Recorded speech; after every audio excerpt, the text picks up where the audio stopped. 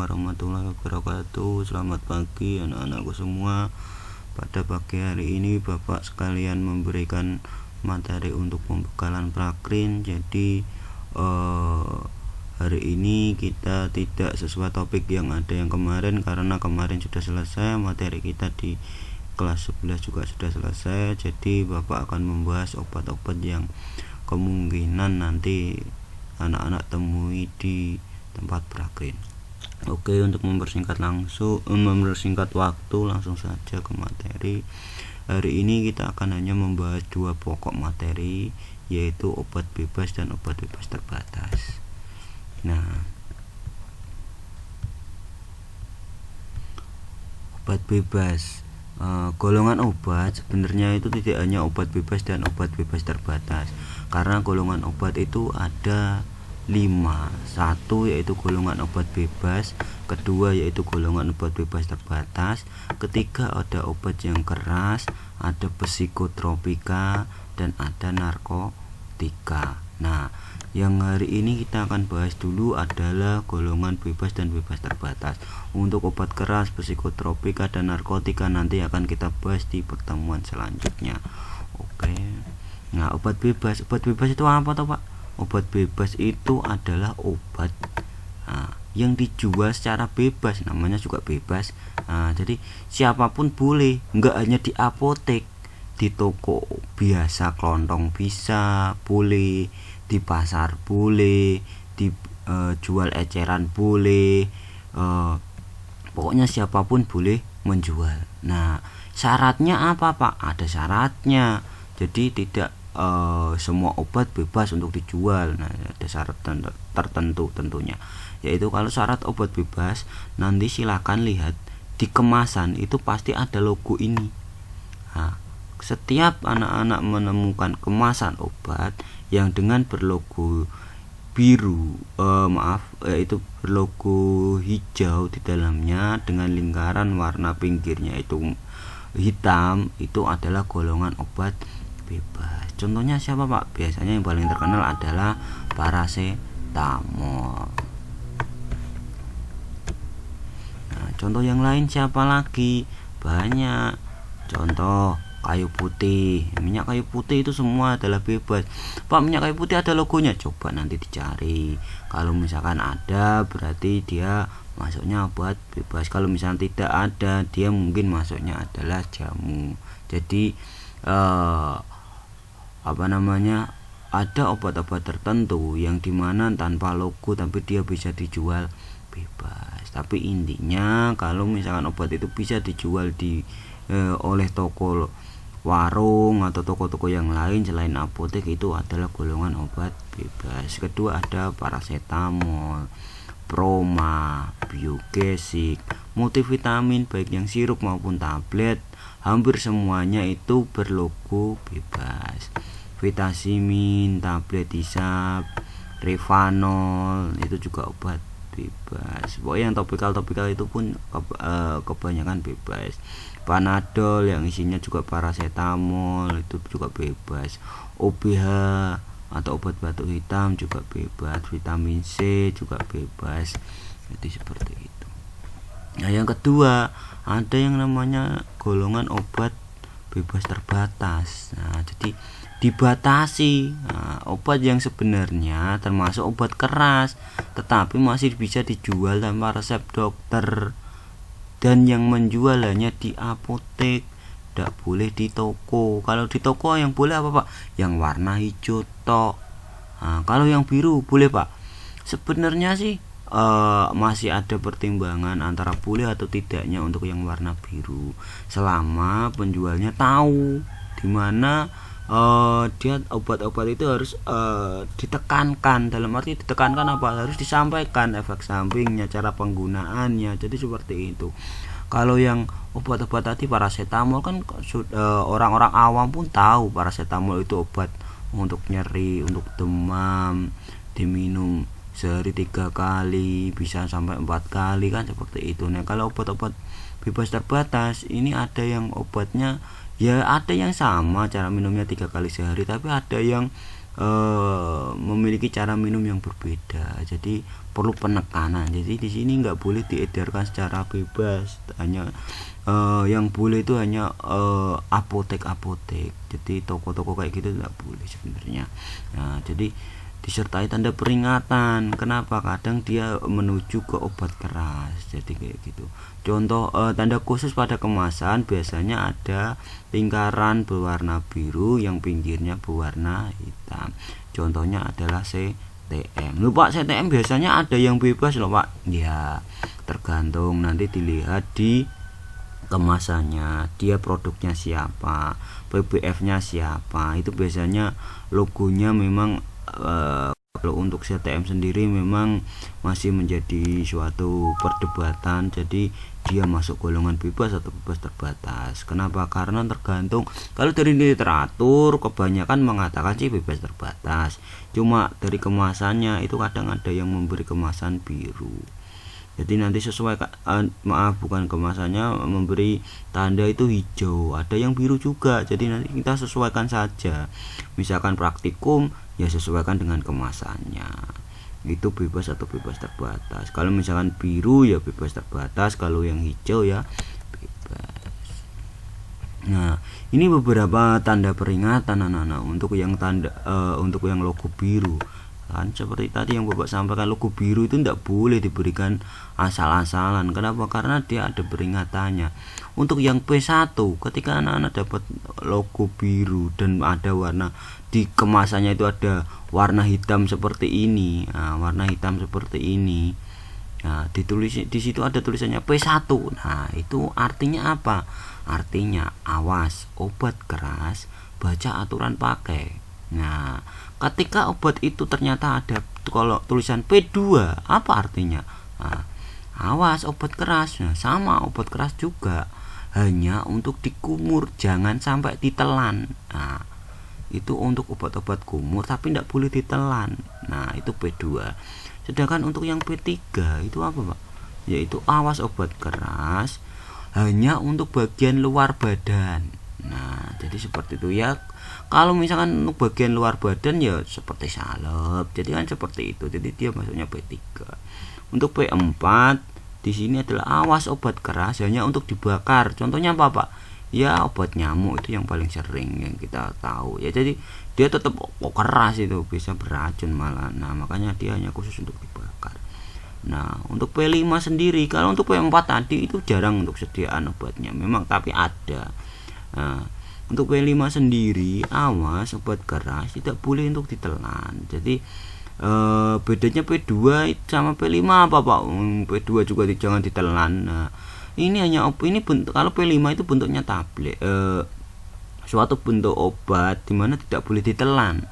Nah, mungkin penggunaannya hanya dioleskan atau ditempel. Nah, jadi seperti itu. Kalau untuk P2 dia khusus untuk obat kumur. Nah, kadang kan kita kalau menggunakan betadin cair, betadin kumur kayak gitu, ada memang bentuk sediaannya yang boleh ditelan, tapi ada yang nggak boleh ditelan. Jadi seperti itu. Nah, sedangkan untuk P6 terakhir adalah P6. Nah, awas obat keras untuk wasir. Wasir itu apa Pak? Ya ambeien bisa. Nah, jangan ditelan. Kenapa? Karena biasanya bentuknya itu supu. Nah, kalau bentuknya supu seperti peluru itu kan nggak boleh ditelan. Kenapa? Karena penggunaannya lewat dubur. Nah, jadi seperti itu. Ini adalah beberapa peringatan untuk obat-obat golongan bebas terbatas. Nah, contohnya ini Pak, contohnya siapa Pak? Nah, ini contoh obat bebas terbatas P1. 1 Ultraflu. Nah, coba nanti kalau anak-anak misalkan besok misalkan PKL, bener ndak Ultraflu itu ada tulisannya P1, cari kemasannya, lihat. Nah, Decolgin, nah coba silahkan dilihat. Antimo itu juga termasuk keras dia, bebas terbatas, nanti silahkan dilihat. Convermet itu obat-obat cacing. Nah, Fatigon memang multivitamin, tapi coba dilihat nanti. Biasanya dia ada beberapa tambahan zat di mana selain multivitamin dia akan memberi zat khasiat yang lain, sehingga Fatigon dimasukkan ke dalam obat terbatas. bebas terbatas. Paramek, nah Paramek juga itu masuknya bebas terbatas, coba nanti dilihat. Nah yang sedangkan untuk yang P2 Pak, tadi P2 apa artinya? P2 itu awas obat keras untuk kumur tapi jangan ditelan. Kalau Nkasari sekarang sediaannya memang boleh ditelan. Nah kalau Liserin kan nggak boleh ditelan. Nah jadi untuk Liserin sendiri itu memang hanya untuk berkumur tok, jangan sampai ditelan. Tapi sebenarnya memang untuk proses berkumur itu ada beberapa orang sih memang yang kumur kok untuk ditelan kan nggak enak. Nah memang ada langsung dibuang, betul, tapi ada beberapa orang yang memang setelah dikumur itu memang mau menelannya juga ada. Makanya di situ ditulis sih awas obat keras tapi tidak boleh ditelan. Tapi khusus untuk Nkasari di sini dia masuk obat kumur tapi boleh ditelan, sediaannya di situ. Kalau misalkan nanti anak-anak prakrin silakan dilihat, oh iya ini Nkasari seperti yang Pak Pendi bilang kemarin, ada tulisannya oh boleh ditelan ya. Nah, terus yang ada Alpatadin, Biosepton. Nah ini mungkin ketiga sediaan ini yang tidak boleh ditelan. Nah berikutnya ada obat bebas terbatas untuk P3. P3 tadi apa? Nah kalau kita mengulang, P3 tadi adalah obat keras hanya untuk bagian luar. Nah, bagian luar apa Pak contohnya? Ya salep. Nah jadi kan seperti itu. Nah, contohnya siapa? Contohnya di sini ada Neo, Ultrasilin, Betadin, Tinctur. Nah tinctur di sini juga masuk P3. Nah untuk P4 hanya satu. Kenapa? Tadi yang Bapak bilang dia itu hanya untuk luar. Nah dari maksudnya hanya untuk dibakar, sigaret asma. Silakan nanti browsing sigaret asma itu apa Pak. Nah, nanti coba silakan di browsing. Nah contoh obat bebas terbatas P3, sulfanilamid steril, buvasetin, brofodram. Nah untuk yang P3 ada Laxarek, Anuson, Suppositoria. Oke, terima kasih. Nah jadi hanya itu yang akan Bapak sampaikan pada pagi hari ini. Nah, Bapak beri contoh untuk yang obat sigaret asma itu apa toh, silakan dilihat di Google ini. Sebentar.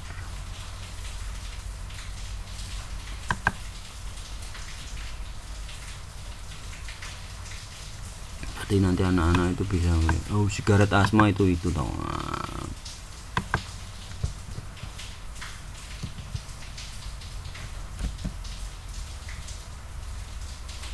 Nah ini sigaret, ini bentuknya dia kayak rokok, malah fungsinya apa ini? Sigaret asma.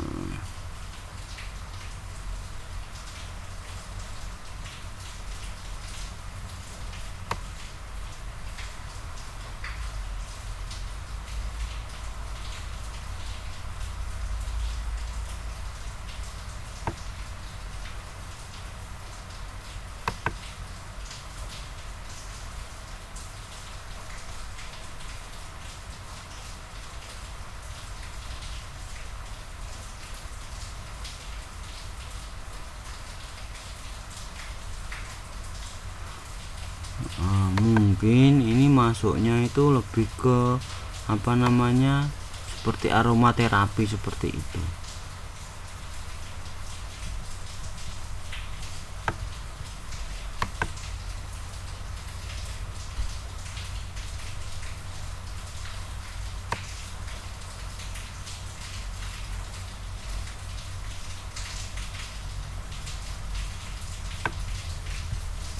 Ya jadi dia untuk penenang, jadi sehingga ada ketika dibakar itu nanti ada bau-bau yang keluar dari sigaret asma tersebut.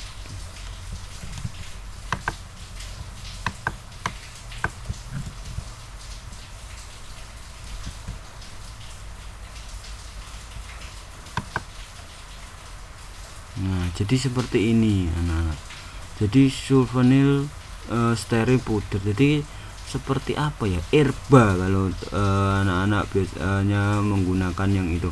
Jadi dia itu suatu anti jamur yang ditaburkan di tempat luka. Nah, jadi makanya di sini tadi awas obat keras jangan ditelan. Nah, tidak boleh ditelan, jadi dia bentuknya serbuk, cuma tidak boleh ditelan. Penggunaannya adalah topikal luar. Nah, itu adalah contohnya sulfonilamid steril.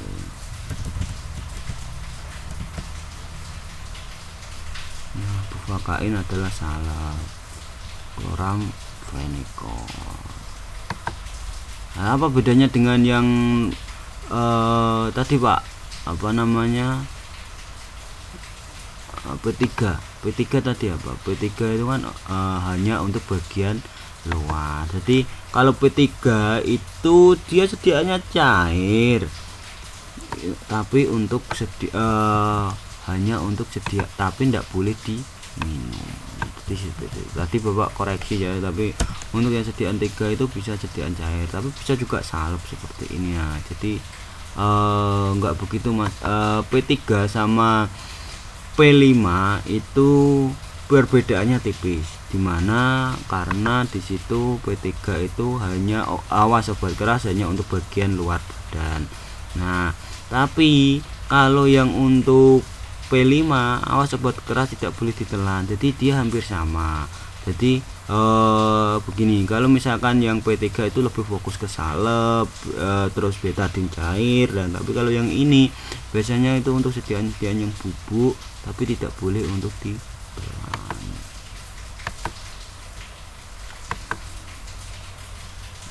Lasarek terakhir yaitu lasarek untuk biar apa, biar tahu nanti. Nah, lasarek itu bentuknya seperti ini. Biasanya ini untuk yang susah-susah BAB atau konstipasi.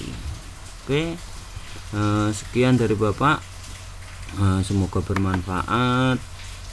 Walaupun dalam keadaan pandemik tetap belajar, karena nanti untuk prakerja menunggu informasi selanjutnya.